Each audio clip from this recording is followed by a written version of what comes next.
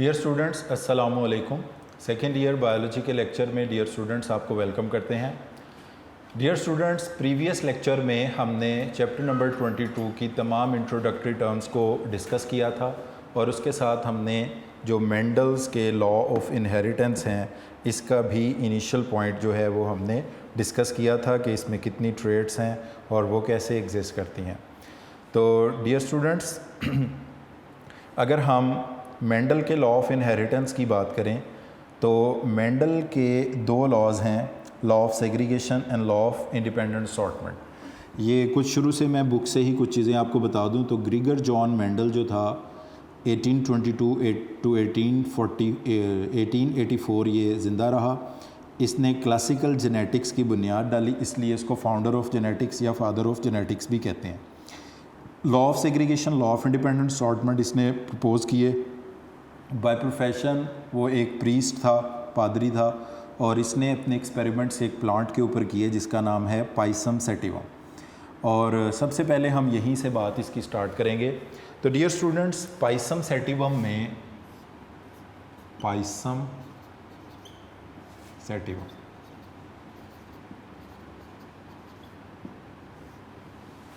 Pisum sativum जो है ये पी प्लांट को का साइंटिफिक नेम है, बोटेनिकल नेम है। चार ऐसी कंडीशंस थी जिसकी वजह से पी प्लांट की जो चॉइस थी, सिलेक्शन थी, वो बेनिफिशियल हुई। अगर वो पी प्लांट के अलावा, पाइसम सैटिवम के अलावा किसी और प्लांट पर ये एक्सपेरिमेंट्स करता तो might not get these conclusion, वो इन नताइज तक ना पहुँचता। तो सबसे पहले हम इन्हीं की बात करते हैं। नंबर 1 पॉइंट अगर हम बात करें तो ये जो पाइसम सैटिवम है ये प्लांट और इसका फ्लावर जो होता है वो होता है बाईसेक्सुअल। बाईसेक्सुअल का मतलब ये है, ये सिंबल होता है मेल के लिए, और जब इस तरह इसको इकट्ठा कर देते हैं तो मेल फीमेल एक ही, यानी इसका जो प्लांट है वो एक ही प्लांट मेल भी होता है, एक ही प्लांट फीमेल भी होता है। बेसिकली प्लांट का जो रिप्रोडक्टिव पार्ट है वो उसका फ्लावर होता है, तो एक ही फ्लावर में मेल रिप्रोडक्टिव पार्ट, उसी फ्लावर के अंदर फीमेल रिप्रोडक्टिव पार्ट्स जो हैं वो लगे हुए होते हैं।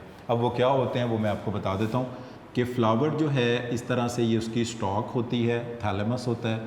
इसके जो मेल रिप्रोडक्टिव पार्ट्स होते हैं इनको कहा जाता है स्टेमन। स्टेमन फ्लावर के मेल रिप्रोडक्टिव पार्ट्स को रिप्रेजेंट करते हैं। उसके बाद जो फीमेल रिप्रोडक्टिव पार्ट्स हैं इनको रिप्रेजेंट करता है कार्पल। फीमेल रिप्रोडक्टिव पार्ट्स को रिप्रेजेंट करता है कार्पल और मेल रिप्रोडक्टिव पार्ट्स को रिप्रेजेंट करता है स्टेमन। अब स्टेमन मेल पार्ट हैं, कार्पल फीमेल पार्ट हैं, दोनों एक ही फ्लावर पर मौजूद हैं। And these are covered with a special petal जिसको हम बोलते हैं KEEL, कील। ये दोनों एक पेटल के ज़रिए कवर्ड होते हैं जिसका नाम है कील। तो नेचुरली ये जो फ्लावर होते हैं ये होते हैं बाईसेक्सुअल, ठीक है। अच्छा, अब आर्टिफिशियली आप इसको क्या कर सकते हो, यूनिसेक्सुअल बना सकते हो। आर्टिफिशियली आप इनको यूनिसेक्सुअल बना सकते हो। वो कैसे भला? अब अगर आप एक फ्लावर लेते हो, किसी प्लांट का एक फ्लावर सेलेक्ट कर लेते हो, प्लांट पर ही ज़ाहिर है फ्लावर तो लगा रहेगा, मगर आप सिर्फ इसके स्टेमन्स को यूज़ करते हो, तो ये जो स्टेमन वाला फ्लावर होगा ये कहलाएगा मेल फ्लावर। अच्छा, अब आपने क्या किया, एक और फ्लावर है, इसके प्लांट भी अलहदा है, इसके आपने यूज़ कर लिया कार्पल। तो ये वाला जो प्लांट जिसके आपने कार्पल को यूज़ किया है ये वाला कहलाएगा फीमेल फ्लावर। अच्छा, अब फॉर एग्ज़ाम्पल ये था, एक प्लांट था प्लांट ए था, ठीक है। अब नेचुरली तो ये बाईसेक्सुअल है, उस प्लांट के हर फ्लावर पे मेल रिप्रोडक्टिव पार्ट भी हैं, फीमेल रिप्रोडक्टिव पार्ट भी हैं। आपने एक या चंद फ्लावर सेलेक्ट किए और उसके आपने सीज़र की मदद से कार्पल्स को कट कर दिया, तो उस पर स्टेमन्स रहने दिए। आपने एक दूसरा प्लांट है, अलहदा प्लांट है बी, इसको सिलेक्ट किया और इसके आपने स्टेमन्स रिमूव कर दिए, तो आर्टिफिशियली आपने इनको यूनिसेक्सुअल बना लिया। तो पहला फीचर ये है कि नेचुरली ये बाईसेक्सुअल होते हैं, आर्टिफिशियली आप इनको यूनिसेक्सुअल बना सकते हैं। बाईसेक्सुअल का मतलब ये है कि stamen which are the male reproductive parts of the flower and carpels are the female reproductive parts of the flowers, both are located on the same plant same flower. जब आपने प्लांट तो जाहिर है वही रहेगा, आर्टिफिशियली आप ये काम कर रहे हो, उसमें से आपने किसी प्लांट के अगर स्टेमन्स को यूज़ किया, स्टेमन्स को रहने दिया, कार्पल्स को कट डाउन कर दिया, रिमूव कर दिया, तो वो फ्लावर अब कंसिडर किए जाएंगे मेल फ्लावर, वो प्लांट भी कंसिडर किया जाएगा मेल प्लांट।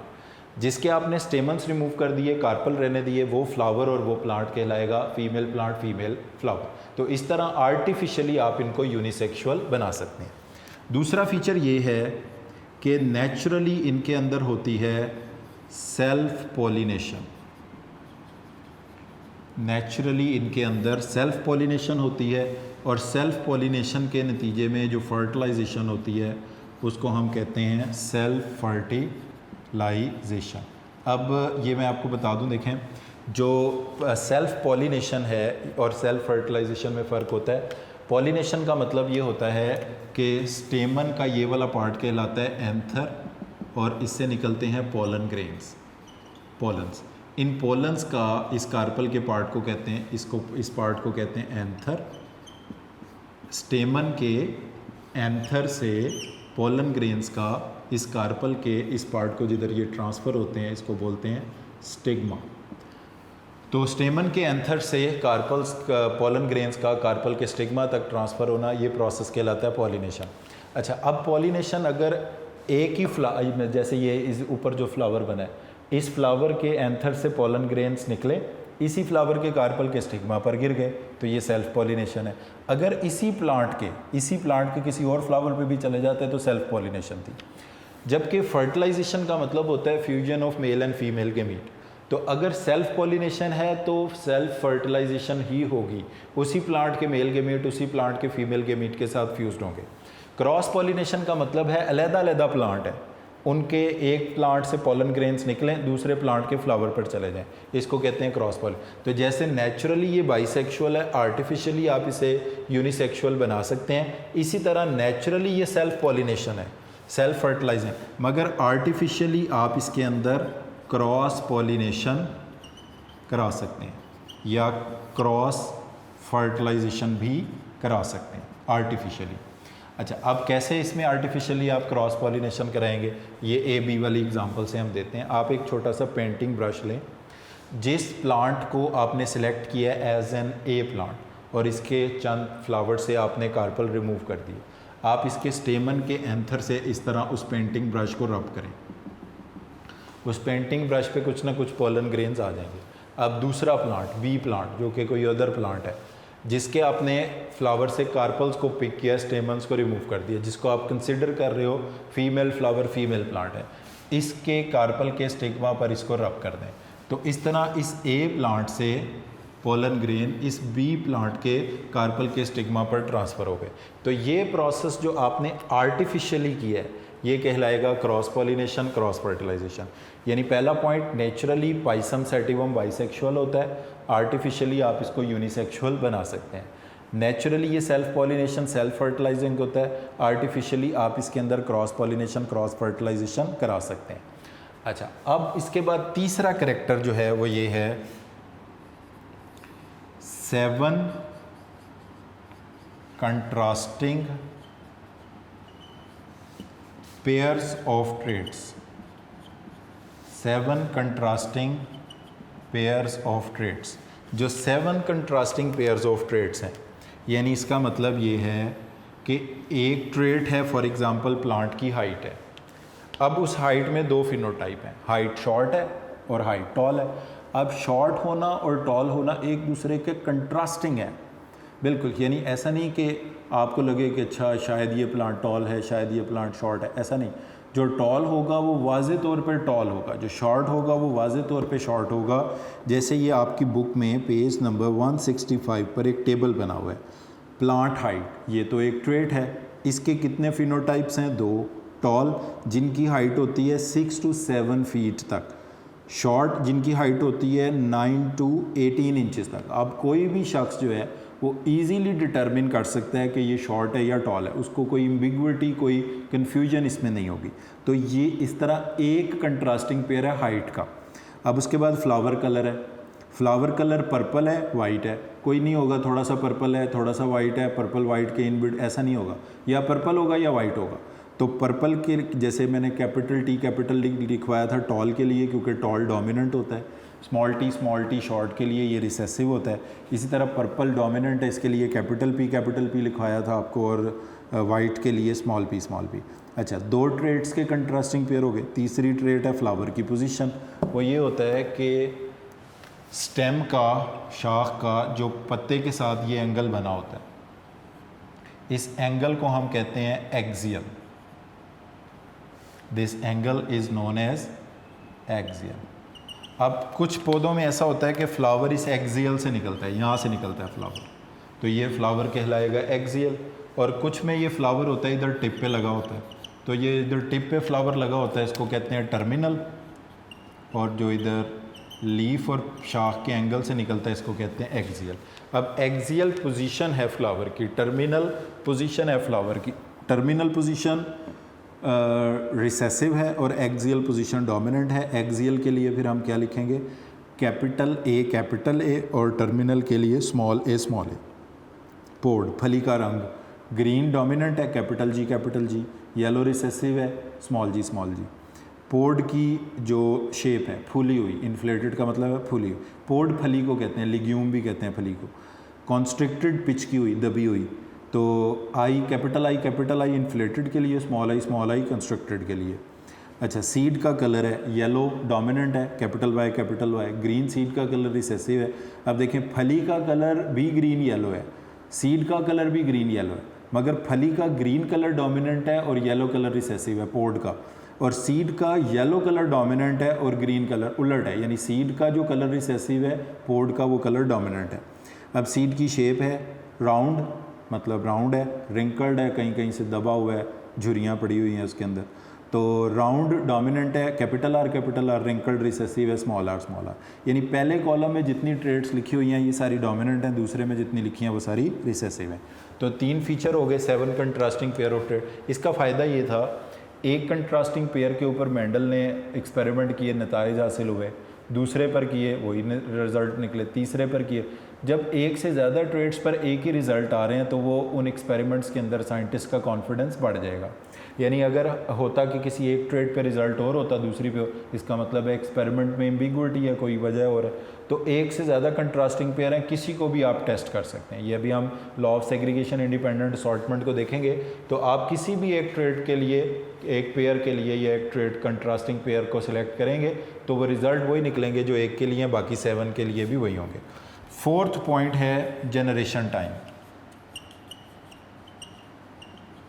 जनरेशन टाइम का मतलब ये होता है कि एक सीड आपने ज़मीन में डाला, उससे पौधा निकला, पौधा बड़ा हुआ, उसके ऊपर सीड फ्रूट फ्लावर आए, दोबारा सीड आ गए, वो सीड आपने फिर ज़मीन में डाले, उनसे नया। यानी एक बार सीड को ज़मीन में डालने से उस प्लांट के बड़े होकर दोबारा सीड प्रोड्यूस करने तक जो इंटरवल ऑफ पीरियड है, इसको हम कहते हैं जनरेशन टाइम या जनरेशन पीरियड, इसको हम बोलते हैं।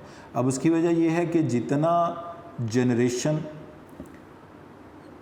Generation period of pisum sativum, जितना ये generation period of pisum sativum कम होगा, जितना जनरेशन पीरियड पाइसम सेटिवम का कम होगा, उतना इसको ज़्यादा जनरेशन को कम वक्त के अंदर स्टडी किया जा सकता है। तो इसका जो जनरेशन पीरियड है वो है about 2 to 3 months in different areas, average अगर निकालें तो। यानी 2 माह में, 2.5 माह में फसल तैयार है। फर्स्ट बीज आपने ज़मीन में डाले, पौधे बड़े हुए, उनके ऊपर फूल वगैरह आ गए, सीड फ्रूट बन गए, वो रेडी हो गए। फिर आपने, यानी 1 साल के अंदर आपको 5-6 जनरेशन्स को स्टडी कर सकते हैं। तो जितनी ज़्यादा जनरेशन्स को स्टडी कर सकते हैं कम वक्त के अंदर, उतने ज़्यादा आप कंक्लूजन्स ड्रॉ कर सकते हैं, उतने नताइज आप अखज़ कर सकते हैं इन एक्सपेरिमेंट से। तो डियर स्टूडेंट्स, ये 4 फीचर हैं जिसकी बेस के ऊपर पाइसम सेटिवम की सिलेक्शन बेनिफिशियल थी।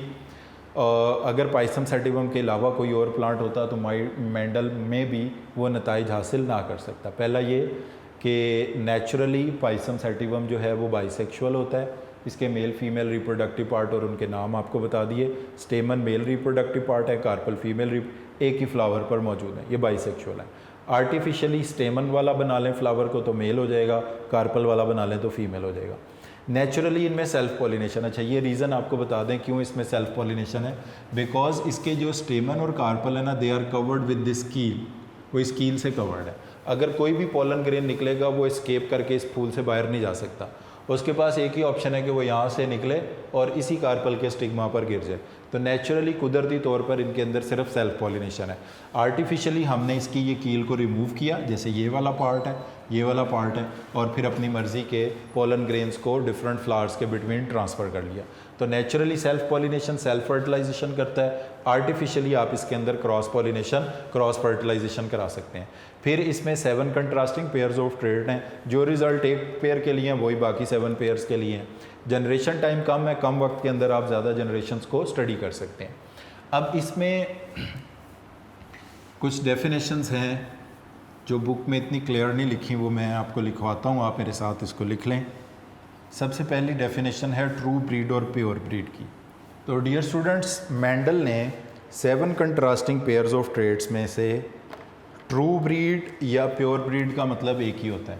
तो क्योंकि 7 कंट्रास्टिंग पेयर्स ऑफ ट्रेड हैं तो हर पेयर के अंदर 2 ट्रू ब्रीड्स होंगे या प्योर ब्रीड। तो मैं ये दोनों वर्ड लिख रहा हूँ, प्योर और true breed.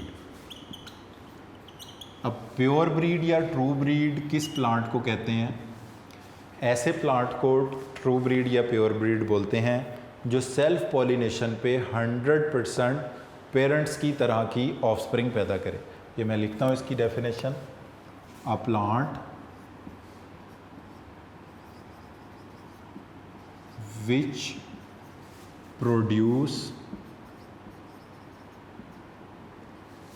100% offspring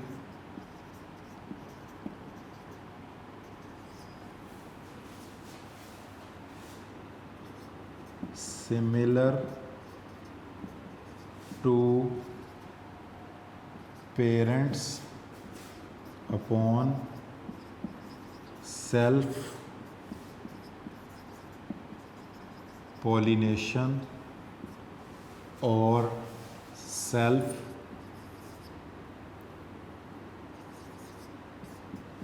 fertilization, a plant which produce 100% offspring similar to parents upon self pollination or self fertilization is known as true breed or pure breed।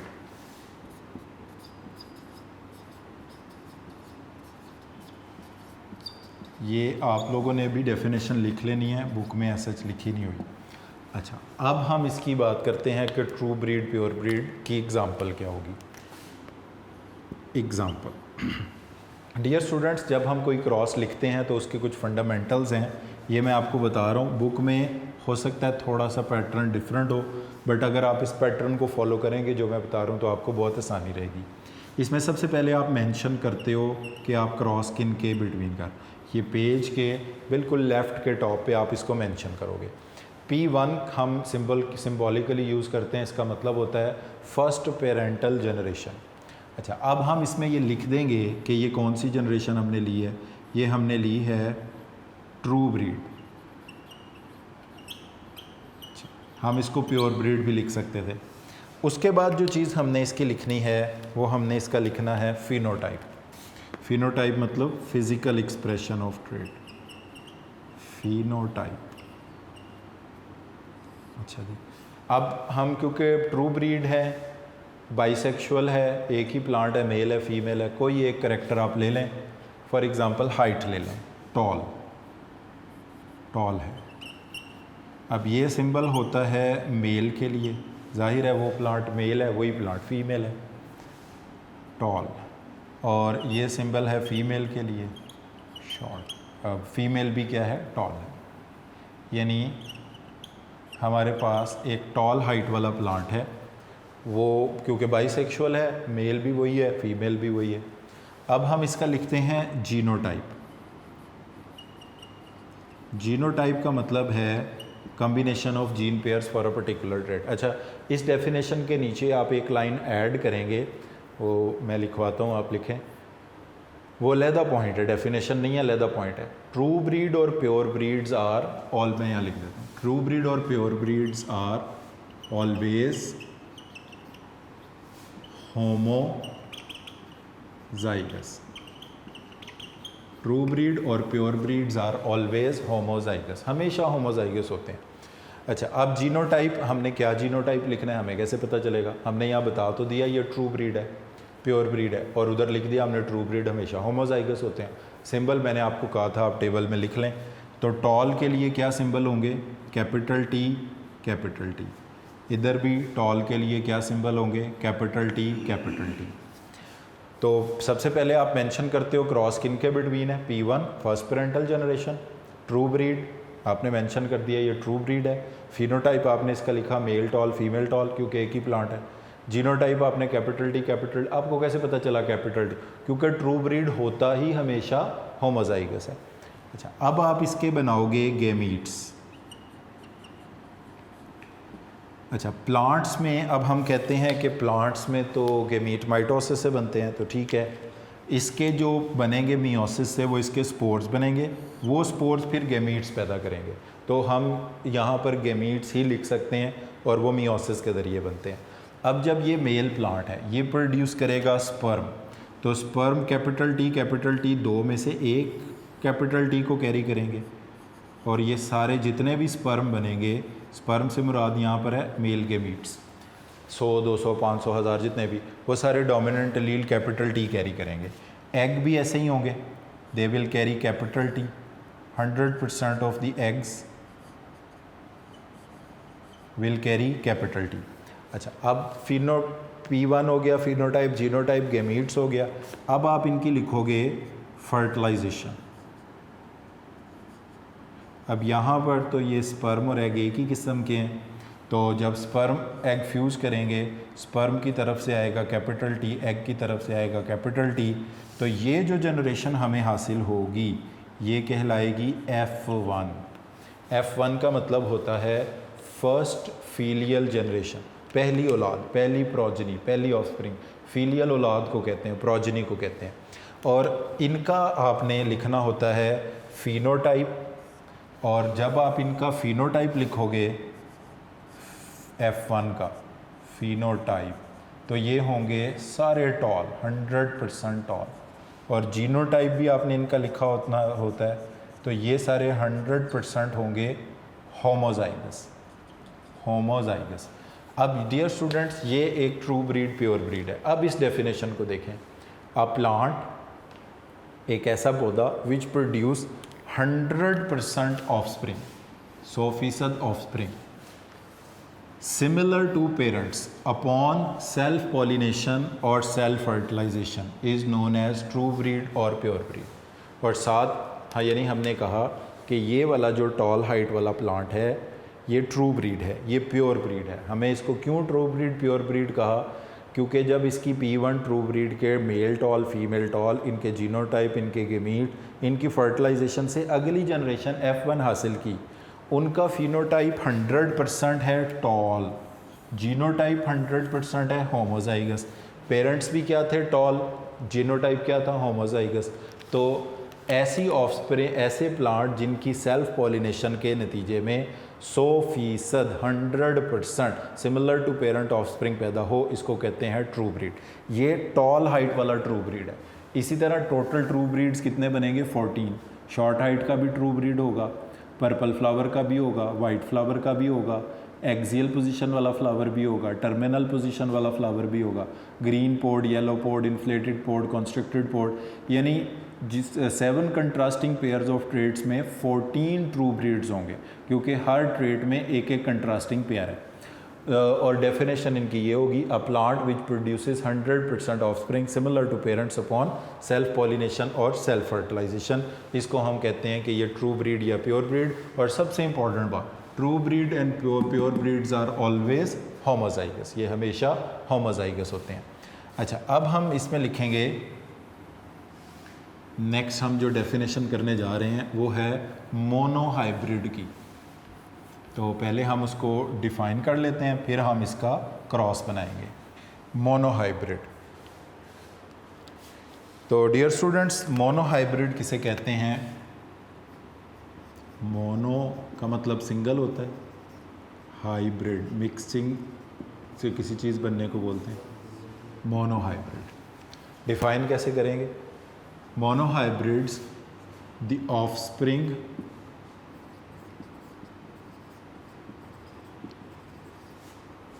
produced by cross pollination or cross fertilization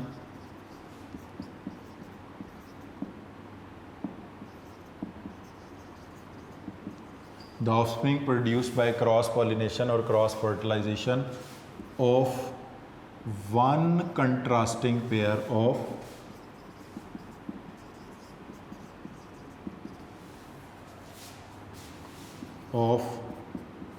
true breed or pure breed plant are known as the offspring produced by cross pollination or cross fertilization of one contrasting pair of true breed or pure breed plants are known as monohybrids. इसका जो second point लिखेंगे वो ये, monohybrids are always heterozygous. मोनोहाइब्रिड्स हमेशा heterozygous होते हैं। तो ये ट्रू ब्रीड प्योर ब्रीड का डिफरेंस भी आपको समझ आ गया। ट्रू ब्रीड प्योर ब्रीड हमेशा होमोजाइगस होता है और प्योर ये जो मोनोहाइब्रिड है ये हमेशा हेट्रोजाइगस होगा। तो dear students, offspring produce by cross, अब हमने करनी है cross pollination between one contrasting pair of trait, यानी एक टॉल हाइट वाला एक शॉर्ट हाइट वाला प्लांट लेना है। अभी उसका क्रॉस करके देखते हैं। उसकी जो ऑफस्प्रिंग पैदा होगी उसको कहा जाएगा मोनोहाइब्रिड्स। आप इसकी डेफिनेशन लिख लें। और मोनोहाइब्रिड्स हमेशा हेट्रोजाइगस होते हैं। इसकी एग्जांपल हम बाद में नेक्स्ट लेक्चर में करेंगे। तो आज के लेक्चर में डियर स्टूडेंट्स हमने डिस्कस किया है कि ट्रू ब्रीड क्या है, प्योर ब्रीड्स क्या हैं। अब हम नेक्स्ट लेक्चर में ये बात स्टडी करेंगे कि ये मोनोहाइब्रिड हमने डिफ़ाइन कर लिए हैं, ये कैसे प्रोड्यूस होते हैं और इनका क्रॉस कैसे लिखा जाता है। तो आज के लेक्चर को इधर ही हम वाइंड अप करते हैं, कंक्लूड करते हैं। Thank you very much for today.